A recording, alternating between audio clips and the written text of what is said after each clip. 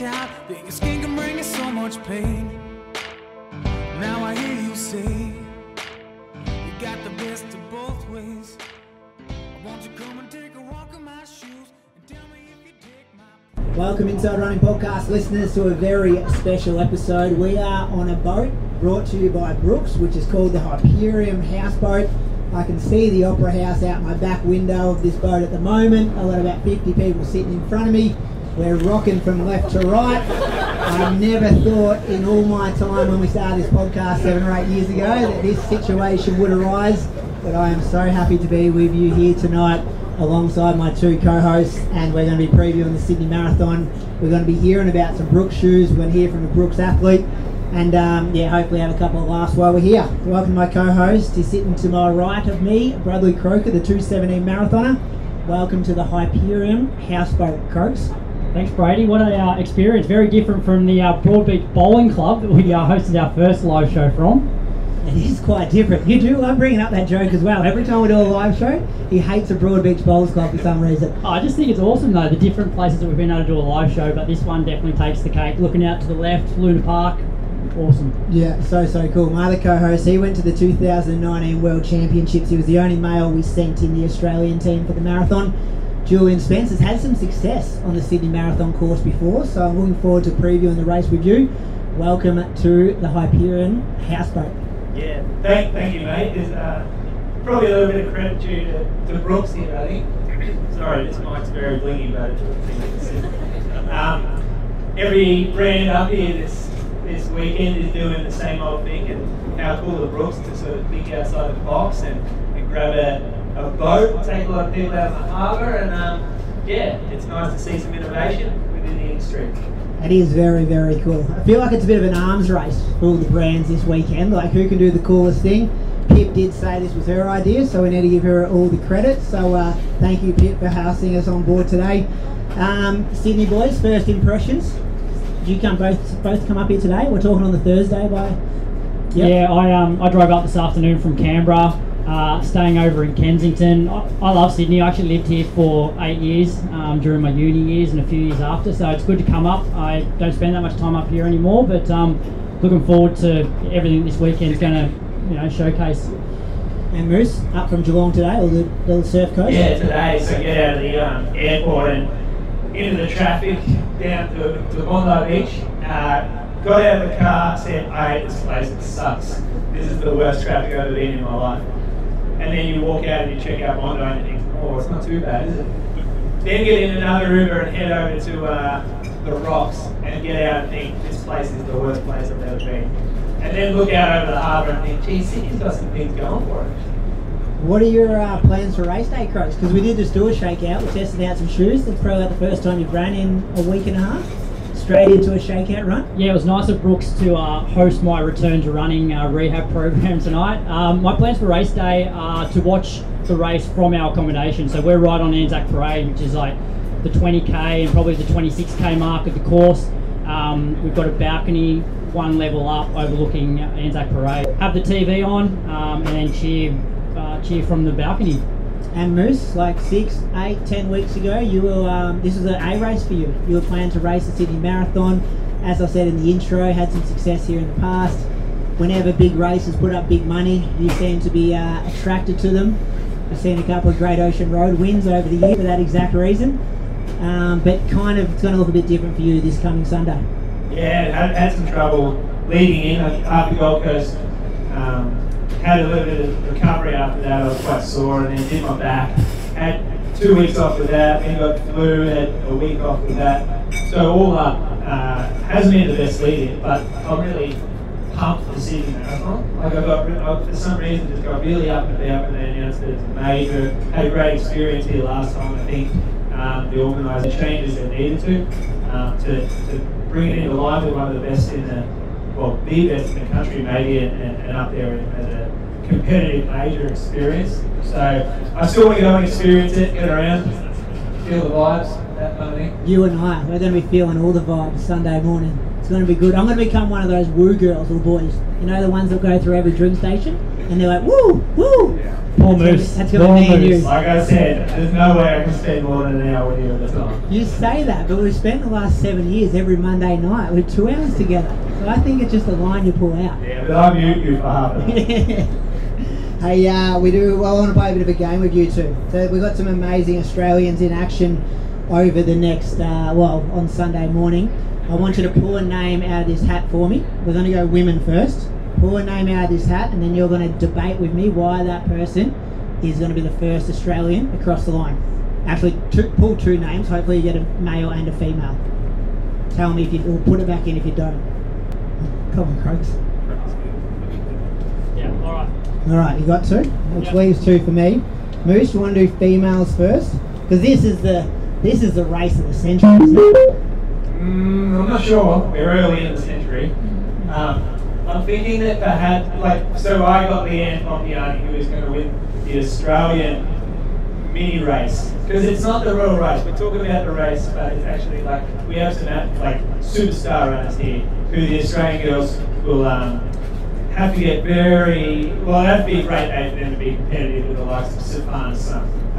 But the mini race, the race within the race, and perhaps the more cared about race within our run community is Lisa Waitman versus Jess Stetson versus Leanne Pompiani. So you've got the old warrior Lisa coming up against Jess, who is like the golden girl of marathoning in Australia, and then the up and comer Leanne, who's in her 2nd marathon, and I think she's going to be the one that wins tomorrow. The course here, 317 metres of climbing, suits a cross-country type athlete. Leanne is that athlete. We saw her, she was 20 metres away from finishing, I think, 17th place at World Cross Country in Bathurst. She lives in Canberra. She runs tons of elevation every single week. She does her workouts around Stronglow Park. She is good on hills. She's run 1 race before. It was a 2:24, fastest debut by an Australian by 3 minutes. And she's only got fitter, stronger, and more experience. So I don't think it's going to be much of a show. I think Leanne kills them. Really? Not just because you pulled her name Honestly, out. I think Leanne kills them. Kills them and beating them are 2 different things. You're talking she's going to put minutes into them. I think she'll go out harder than the other 2, and I don't think they'll be able to catch her. And if it does come down to speed, if they're together at 40k, Leanne's got to win.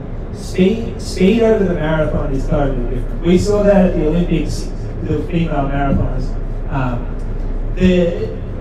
Sort of did. Not quite, because Sifan Hassan was the winner that day. But I honestly don't think in the marathon speed is that big of a play towards the end, because what you're going to have is a kilometre coming out of Mrs. McCarthy's chair, is it seat? Mrs. Forrest's chair, and then you're coming up this hill, and so if the race is going to be won, it's won up that hill. It's not a sprint. So whoever's strongest makes the break up that hill. Yeah, it's a big call. I feel like you convinced me, Croaks. Who you got? I got Lisa. Now, a few reasons why Lisa's going to win. Firstly, question for you boys. When was the last time Lisa had a poor marathon? Well, she ran 2 at the end of last year in China that weren't that good. I've got a feeling over those ones we're over there for sponsor engagements, but outside of that, she's running 2:24 in a blizzard in Osaka. She's so consistent, so that's one reason. Up against Jess, I reckon that her head-to-head record's about 3 versus 1 in favour of Lisa. And the last one, and probably most importantly, she is going to be running angry on Sunday with a point to prove.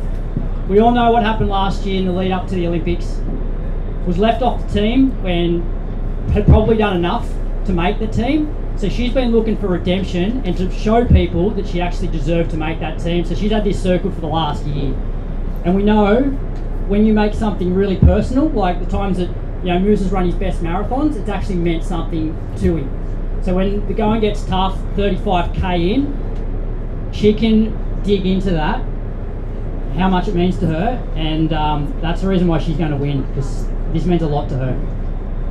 Yeah, I feel like she wouldn't be here if she wasn't in really, really good shape as well, because she kind of has more to lose, doesn't she? Because the big argument was that she should have been on the team instead of Jess, so now she's got to go up against Jess and prove that in this situation. Well, I reckon she's got nothing to prove at all. I reckon Jess is the one that's under more pressure here because, although she ran really well at the Olympics, Lisa's out to prove that she should have been on the team. So if Lisa can get over the top of Jess, then it probably proves that. No, Jess ran 12th at the Olympics, was leading the race. Who is the person I'm arguing? You don't think Lisa's pissed off about what happened last year, and she can't use that anger I know. to her benefit? But I think the book should be closed on if Jess Stenson should have been in that marathon last year because she came 12 and proved it, and now this is like a fresh head-to-head. But it's still very personal for Lisa, this race, and you can go to pretty dark places when something means this much to you. Sorry. But I don't think if she does beat Jess, I don't think people sit there and go, well, we should have sent Lisa and not Jess. No, but if she beats Jess, then I'm saying she should have gone to the Olympics because Jess finished 12th. Yeah. Yeah, that's a good point from you. She's a bit of tension in the room as well on the go now too, Brooks. He's convinced me. So who's winning now? Leanne or Lisa? No, well, Jess Stenson's going to win because this course is made for Jess Stenson. On the podcast last week, said her training has gone better than when she came 12th at the Olympics. She hit the front at the Olympic marathon and then continued on to come 12th. I did some work on this, hoping I was going to get Jess. This course, 317 metres of elevation. She ran 226 at Paris, 430 metres elevation. So let that sink in. 226 with 430 metres elevation with the heat as well. Like, it wasn't a cold day. Com Games, she put 3 minutes into Eloise Wellings and Sinead Diver over the last 10k. That course, 309 metres of elevation to win the gold medal. So she's just proven that she knows how to run marathons. They're going to have to go quicker than 224 if they're going to have to beat Jess. And I think that's fast enough time she's going to do it. Loves Australia. Like, she's like the golden girl of Australian marathoning. Not worried about her last race performance? It was a half marathon. She's had poor half marathons at the Gold Coast before and then gone out and run really well at marathon. But yeah, I do wonder if we had Zach at the press conference today, and the first question everyone asked him was like, was there tension in the room between like Jess and Lisa? And I do wonder for both of those ladies how much mental energy they're spending on that and how much they just become zen and don't think about it. But yeah, from a course profile and what Jess's history has been in the marathon, she's got to be odds-on favourite to beat both those ladies. Can't wait to watch. Yeah, you're lucky. You get to watch it. Moose and I will be 20 minutes behind. You should run with your phone, Moose. We'll watch the stream. Well, I was still considering going out in the first 5k and perhaps asking some questions about that Olympic selection. You weren't. You would not do that. This is podcast behaviour where you say you're going to do things, but in real life you definitely wouldn't. I don't think I'd keep up for 5k anyway. Downhill will help. Men, who you got for the men? You go first then. I've got the field. So I broke this one up. The field, Liam or Brett. So one of you boys has got Liam or Brett. So the field, I would say, is our man from Shoe Geeks, Tom DeCano. 211, 212 at Valencia. Okay, knows Sydney really well. Was second to Brett here that hot year, 2 years ago. So home ground advantage there. And the other people in the field would be Strintos, who 60-minute half marathon guy. Not his official debut because he pulled out halfway through Hamburg, but he's 60-minute half marathon guy. Finished just behind Andy Buchanan at where's that, Marugami in Japan, and Andy's a 206 guy. So it is double the distance though. I'm not convincing people very well here that the field might be a good option. Sam Clifford, 61-minute guys. So and these guys, I think, especially those two young guys, have to, and Sam, $30,000 is life-changing for both of them. And you know that saying in the Craig Watcham's documentary, it's all about the Kenyan athletes. It's like if they don't run well, they don't eat. Like they've got that level of desperation. I feel like we could see that from Have to, and these guys can definitely afford to eat. I don't want to be throwing anything like that out there, but they're going to be desperate, and that's life-changing money for those guys. So yeah, I think that's a good bet, having 3 people against your ones each. Yeah, but you got to select one from those 3 though. You can't just say field. So the piece of paper says the field. Yeah, alright. Well, I mean, Liam Adams is going to make that irrelevant anyway. Because just like Leanne, Liam is that, we'll call it the grinder, the cross-country athlete. the guy who knows how to get up and down hills, and he also knows how to come out swinging when the chips are down for Liam. So he has this thing similar to Lisa actually. I reckon he's got a little bit of a chip on his shoulder. He's sort of watched what's happened in running over the last year, and maybe due to some injury niggles hasn't quite been able to influence things like he has in the past. And I reckon there's a few people that have counted him out. But we're on a hilly course, again, downhill to start. It's got a bit of Yuki Kawauchi about him, you know, Boston. He could come off the line on Sunday to scream down that first hill. Commentators write him off, but he's the kind of bloke that could hang on. You just never count Liam Adams out. Do you think he does that? I don't know. But that's one potential tactic he could use. Wouldn't advise it. Worked for Yuki that day though. If Liam was Gold Coast Liam of a couple of years ago, I'd say yes, definitely. But I feel for Liam, like every time I've seen him race this last year, he's been basically held together by sticky tape by the looks of it. He's got tape all over him. But I hope he does have a good race. But the winner will be Brett Robinson, second fastest Aussie ever over the distance. He's been first Aussie here before, and based on his recent Strava, he's back in shape. He's been heading down to Fernie, doing hills, long runs, and he's just a step above those other guys. Like, my only concern for Brett is if he really wants to throw down with Kipchoge and not focus on the first Aussie, that could come back to bite him. But if his goal is just to be first Aussie, he's just too good for those guys. Like, whatever pace those other guys want to run at, it's threshold for him. Like, he's doing it easy. And he can kick off that. You used an argument, or you asked a question about Jess Stenson at Gold Coast. Now, we saw Brett Robinson at Gold Coast, and that was the last time we've really seen him, and it didn't go too well.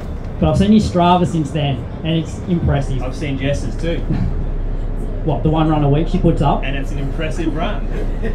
It's a very impressive run. And yep, I do like the fact Brett's been going back down to Fernie and getting some hills in. I think that'll sort of work for him, not just in Sydney Marathon, but probably in the future as well, whether he aims for flatter runs or whatever. I think it's a good move. I just think so. If Liam was in that 208 Gold Coast shape, then yeah, I'd say that's a real threat for Brett. But those other guys, yes, Have-To and Sam are talented, but it's really their first attempt at the marathon. It takes a few to get it right generally, so I feel like Brett's going to win quite comfortably. Missed his last 3 marathons, Brett. So was meant to do London, ended up pacing it. Was meant to do Valencia, didn't get his body right in time. Was meant to do the Olympics, gave up his spot for Andy. He's not missing this one. Not missing this one. He is not, which I agree with you. It's another argument that he was super hungry to maybe cash in and show some of his form that he hasn't been able to show in the last. But that's a year. Like, our best, you could argue one of our best marathoners hasn't been able to go to work for a year to do what he does in the marathon. We've got a special guest now, ladies and gents. We've got Leo Peterson, who's going to join us up here. I think we're just going to shuffle some spots. He's a Brooks athlete. He's one of the best trail runners in the country, and he's also making his debut this Sunday at the Sydney Marathon. He works a couple of 100 metres in one of the directions. I've lost my sense of direction out the back window here. But a massive round of applause for Leo tonight. Thanks for having me. No worries at all, Leo. Did tell me before that he doesn't listen to podcasts when he runs, so not a listener of our show frequently, but we're going to let that slide. Hey, how exciting is this? First, you're on a boat, it's your sponsor. It's pretty cool, pretty innovative. Yeah, it's incredible. I'm in the marine industry, so second nature to me, getting on a boat, so quite at home, and yeah, good to have sponsored Brooks coming on board and yeah, getting us through the marathon. I guess it's one of my first outings, I guess, for Brooks outside of the trail world. So yeah, only signed up recently, and yeah, ready to rock and roll. Form's good leading in, like really good run at Sea of Surf over the hills a couple of weeks ago, which has got to give you confidence for a course like this one. You have ran 30-30 for 10k on the roads and 67 for a half, so you got the trail capabilities, but also you're good on the roads as well. Yeah, no, I appreciate that. It's it's good to have that versatility, and especially coming into the hilly course at Sydney. I know the course quite well. I know the area. It's quite shaded from all the buildings. Good time of year. yeah, no complaints about anything to do with the course and the prep. It's been great. Give us a level of like a score out of 10, how excited you are and how scared you are of the marathon. I'm a very much like a on the day sort of guy, so you know there's not much you can do leading up except your best, and then yeah, I mean I'm very much so like I'm pretty chill about everything. Yeah, I don't think too much about much running wise because I'm so focused on like work and everything else that goes on in life. But like yeah, as we get better, you know, I've been doing this for about 10 years now. It's yeah, it's starting to take over, and I'm falling into this world of running and people that talk about it like you guys on the podcast, and yeah, it's eye-opening for me to experience all this.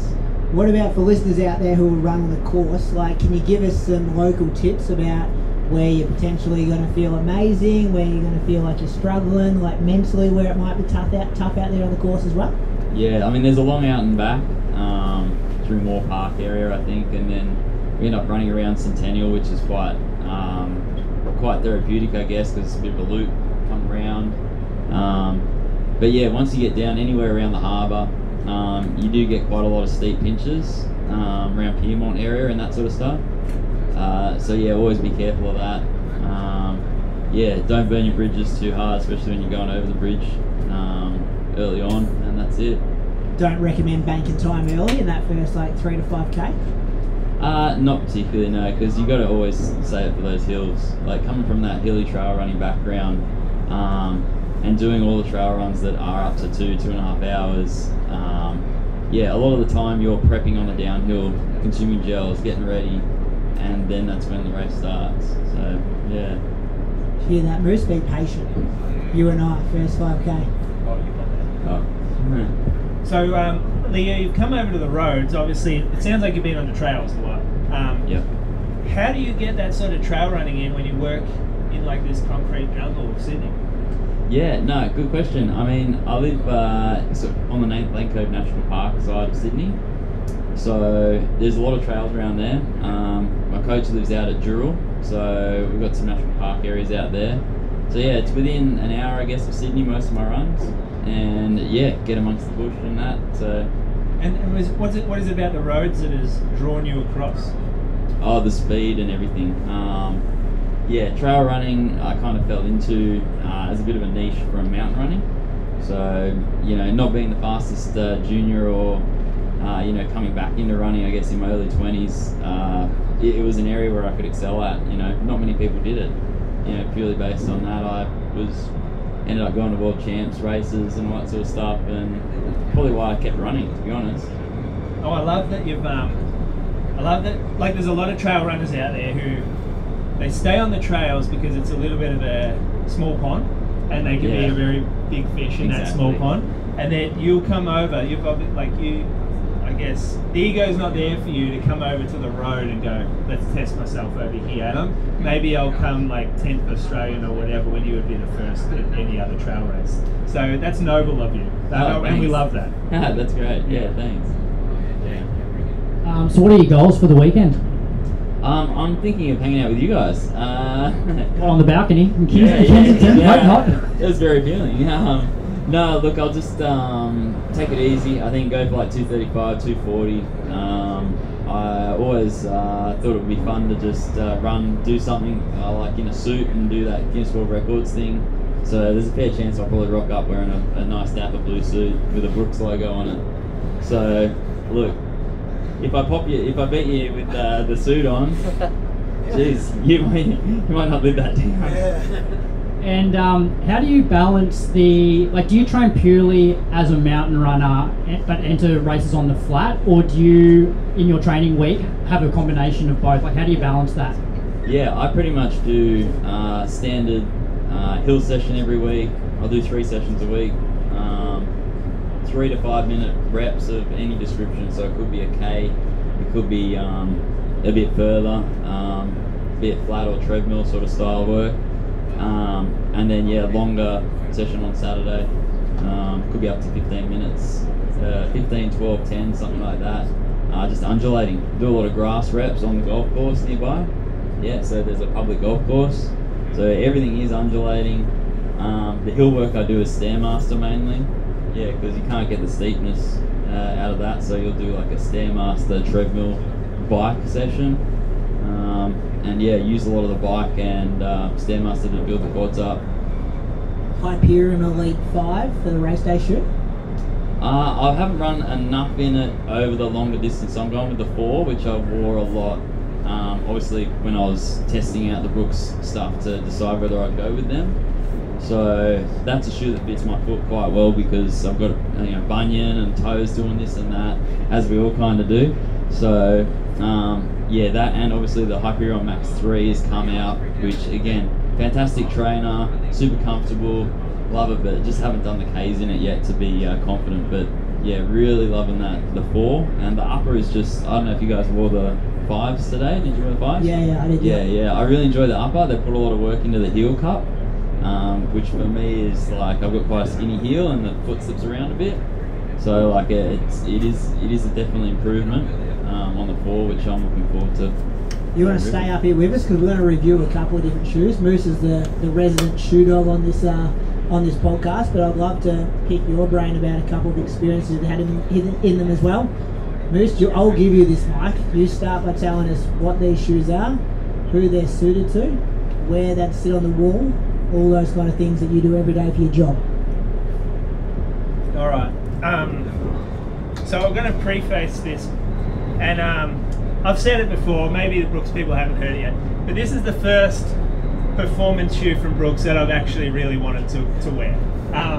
And it sort of comes down to the foam. Daniel introduced the shoes back when we were having our run club, and he said this is the best foam we've made yet, or the fastest foam, and he's not wrong. So I found the previous performance models from Brooks a little underwhelming compared to potential competitors, and I've never found like I got the sort of best out of myself wearing those shoes. But this is different. So this DNA Gold in the Hyperion Max 3, which can be a race shoe for some people, like potentially some slower paces, some bigger bodies will enjoy this shoe, maybe some more eclectic running styles can handle, or will appreciate the forgiving nature of a shoe like this. But for the majority of runners, I think this sort of sits in a long run department or a faster, sort of more fun, easy day shoe. The plate in the shoe is not carbon, so it doesn't feel aggressive underfoot when you're going slow. Like we ran around the harbour then, it was very slow around people, that kind of thing. And actually, sort of, to me, it felt great. Where there's a lot of shoes that sit in this category that would not handle that sort of run. They would feel unstable, they would feel too aggressive, but this one can handle sort of that slower pace, and often slower paces mean more rear foot strike. So Daniel did a bit of the tech stuff before, so I'll talk about sort of the type of runners that I think can wear this shoe. What did you call this, Daniel, this foam at the back? Flash V2. Flash V2, it's firmer, it's got more guts, and it's more stable than the DNA Gold. And I think they've, like the geometry and the structure of how they put those two foams together, it works really well. Because it can handle like this stronger rear foot strike, because the back of the shoe is very stable. Now if you compare this to a few others on the market, it doesn't handle that kind of foot strike at all. It feels very unstable. So I can wear this shoe sort of through, not on single track, but the stability of the shoe can be worn on dirt roads with corrugations and cambers, all that kind of thing, and it feels good. And that's what a long run encounters. A long run's not done on a track or up and down like a perfectly smooth concrete path. You encounter lots of different terrain, and a shoe like this can, that's what makes it a long run shoe to me. Yeah, I 100% agree. I've been using it for the longer sessions, longer effort. So I think I did 4 by 15 minutes, about 3:10s, leading into this block of marathon stuff. And yeah, it's fantastic, super stable. Yeah.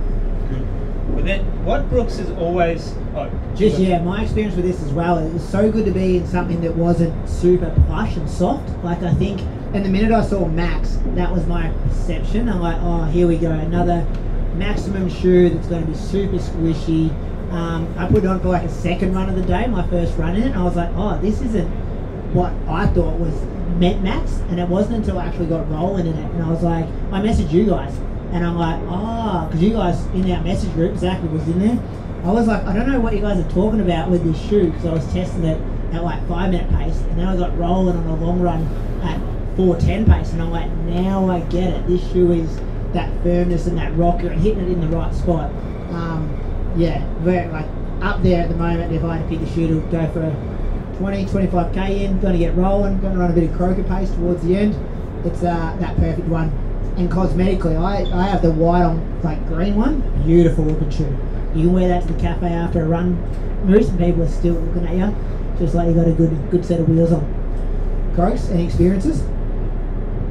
Yeah, first time I put it on, like, so I ran in the 2 a couple of times, and the 2 felt slightly lower profile with not a lot of pop, and like I just feel the road underneath me, whereas this one felt definitely higher stack. But the thing for me was like the stiffness in the forefoot and the rocker helped me transition really well, because I'm guessing like I'm predominantly a heel striker, but transition really well from heel to toe off, and that toe off is actually gives me a lot of pop. So I think my first run was like 420s on the bike path, but like really low heart rate. Just so big improvement on the 2. So the other shoe that's launched is the Hyperion Elite 5. So again, we haven't seen a lot of Brooks, I guess, up the front of the pack, not through like athletes, but just because the shoes have been quite aggressive in terms of their underfoot feel. They haven't, I guess, maximised probably the best use of the new foams. But this shoe does change that. So this DNA Gold again throughout. It doesn't have the DNA Flash 2. Doesn't have the DNA Flash 2, which makes it lighter and it makes it a little bit more performance focused. Now, what Brooks has always been famous for better or worse, is making stable, safe shoes, and they're known around the world for that. And they're also known for their fit. So there's no better fitting shoe than a Brooks shoe, generally speaking.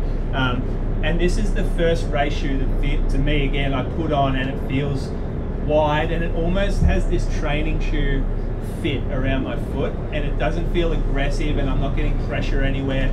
And Leo was right, towards the back, like there's a very strong, I guess you'd call it like, what's the technical term for the little ring at the back here, Daniel? Oh no, you know the little knobby bit that sits in the inside? The ring, the collar, yeah. There's a few race shoes that have this now. It's like the Vaporfly Next Percent, the first version had it, and it's like this soft padded ring, and it just really sort of hugs the Achilles, so there's no sort of lift at the back. It's an 8mm pitch, this shoe, which is higher than a lot of other race shoes. So for anyone that has suspect calves or Achilles, you do get a little bit of a chop out in that regard. And yeah, it's not like a lot of race shoes now.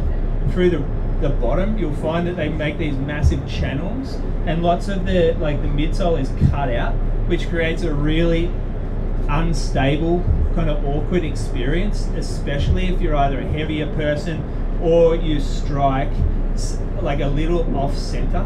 So when you have these columns that run through the shoe, the force is centered on a much smaller sort of center of pressure, and you get a lot more compression of that foam, and it can feel very unstable.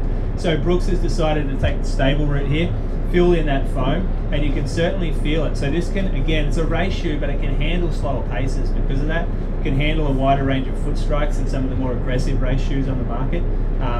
So yeah, I use it, I've only worn it once for a workout. I did a longer threshold workout, and it just felt really smooth, like I didn't think about it. What's the snap height of this? It's 40-32, so it's legal shoe, and it's Yeah, I found it great. Like I wore it for the city to surf, and as you know, there's a couple of tight turns where you got to hook in around some roundabouts and that sort of thing. The grip, fantastic. Last few runs, even the Sutherland surf that I did, again, lots of tight turns and that, jumping over curbs and that sort of stuff. That was definitely something I noticed from it. Yeah, 195 grams, which is like the same weight as a Vaporfly 4. No, 3. The last version Vaporfly, same weight as that. So you're down in sort of, anytime you go under 200, you've got a light shoe on your foot. Yeah, the big American Brooks athletes would all be wearing that. Like, yeah, Josh Kerr. CJ Albertson. Yeah. Josh Kerr, he runs in spikes on the track. I brought up a marathoner who would be wearing this exact shoe. What is he, a world champion? He is a world champion. We talk about the world champions. Yeah. Very good, very good. What's it retail for, Moose? Put you on the spot here. What's that? The listeners always want to know what something retails for. That's always a big thing with us. We want to know what it feels like. Yeah, I know, but now they're ready to buy it, so they need to know how much they're going to spend on it. $370 there. Hey, before we finish up, we're going to go through a couple of tips for race day. A lot of people on this boat will be running a marathon in a couple of days' time. You've been on course, I've been on course. Got any tips to start us off, Moose? I got 2 quick ones. Okay. The downhill, I don't think you want to be banking time. Like Leo said, this isn't like you go downhill, you got a lot of adrenaline at the same time. You're coming off for a taper, everything's feeling great, a lot of movement around you, a lot of people going out way too hard ahead of you. This is not the time to get carried away.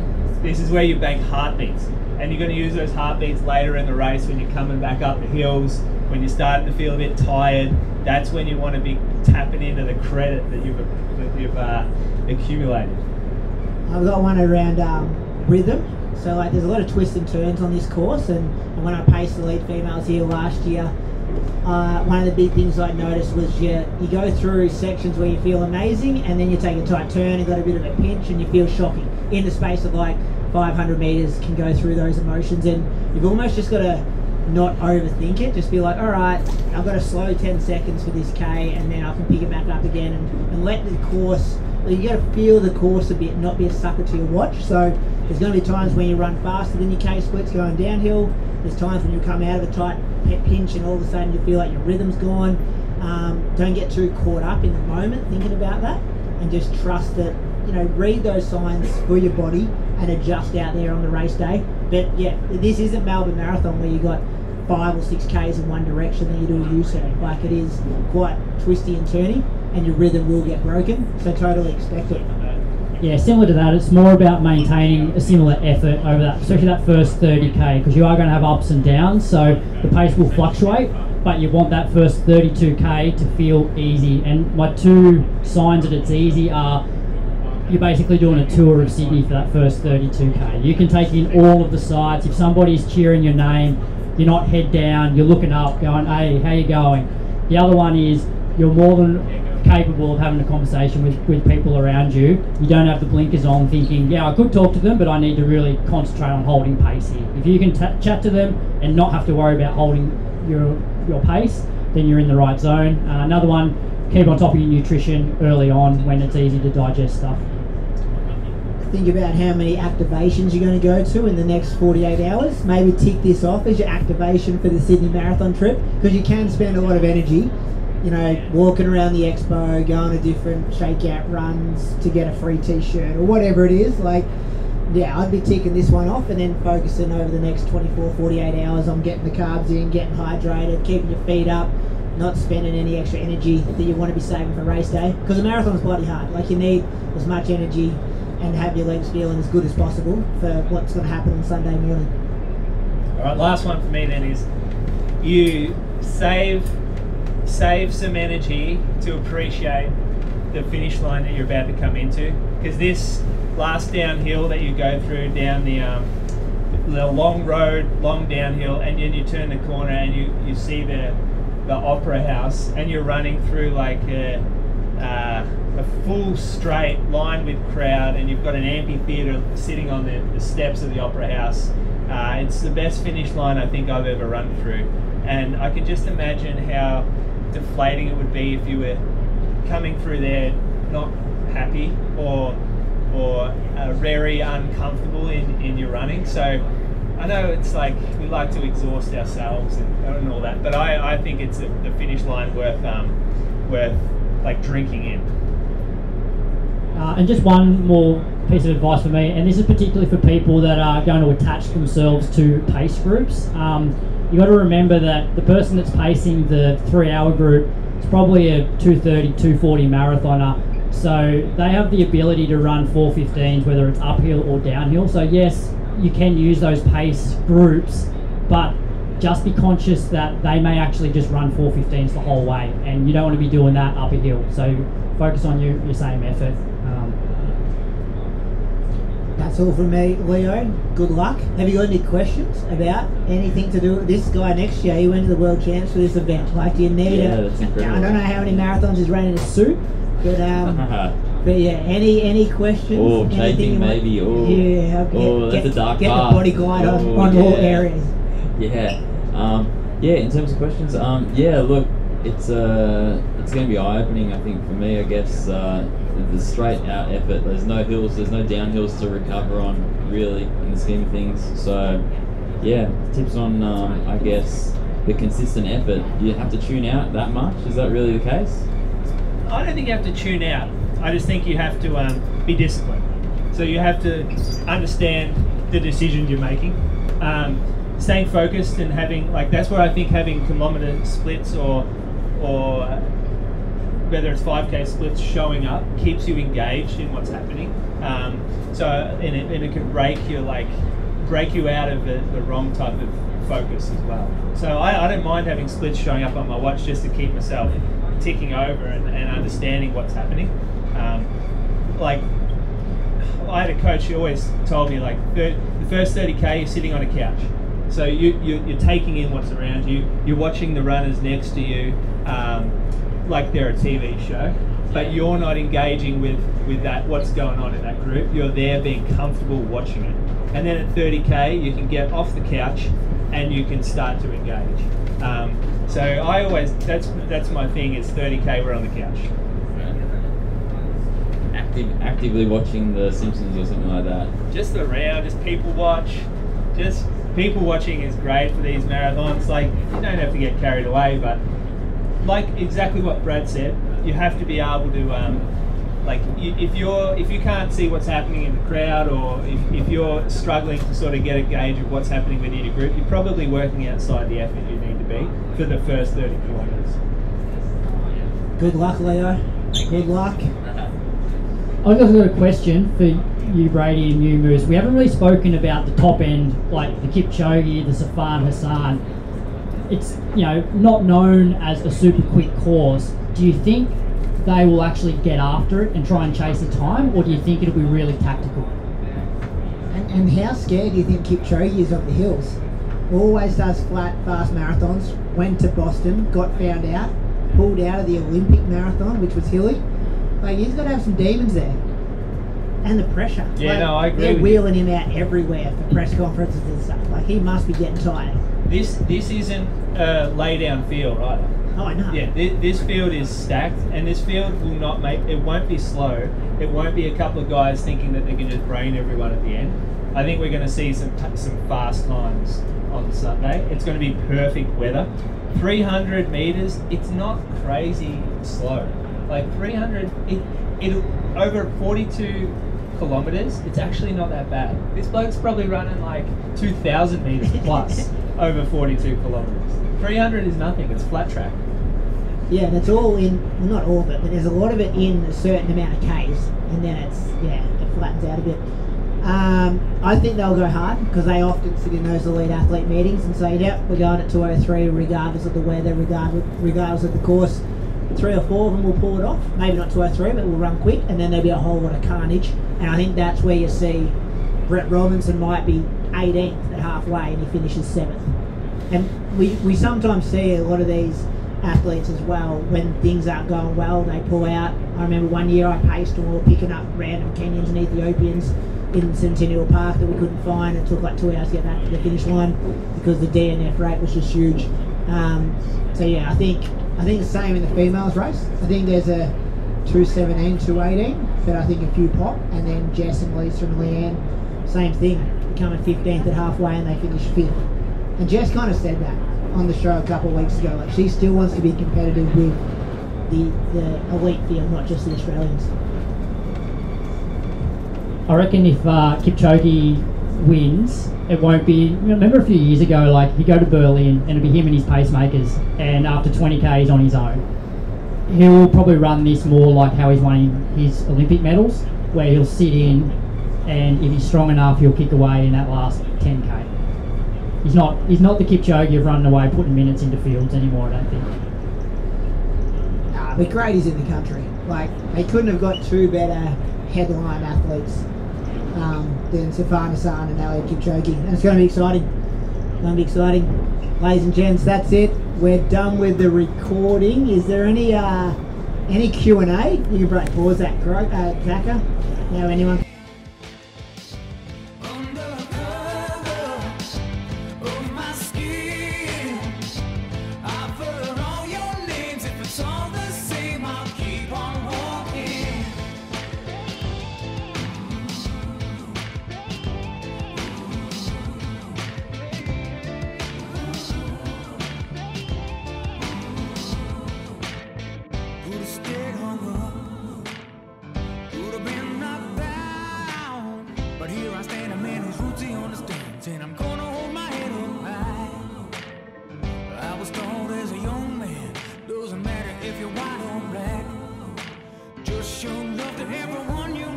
Doesn't matter if it don't come back. Undercover of my skin, I've heard all your names. If it's all the same, I'll keep on walking. Undercover of my skin, I've heard all your names. If it's all the same, I'll keep on walking. I keep holding on to the hope that all the suffering was for something. Something for something. Something for something. When it's said and done, all your words and all your hate don't mean nothing. Don't mean nothing. Don't mean nothing. Don't mean nothing.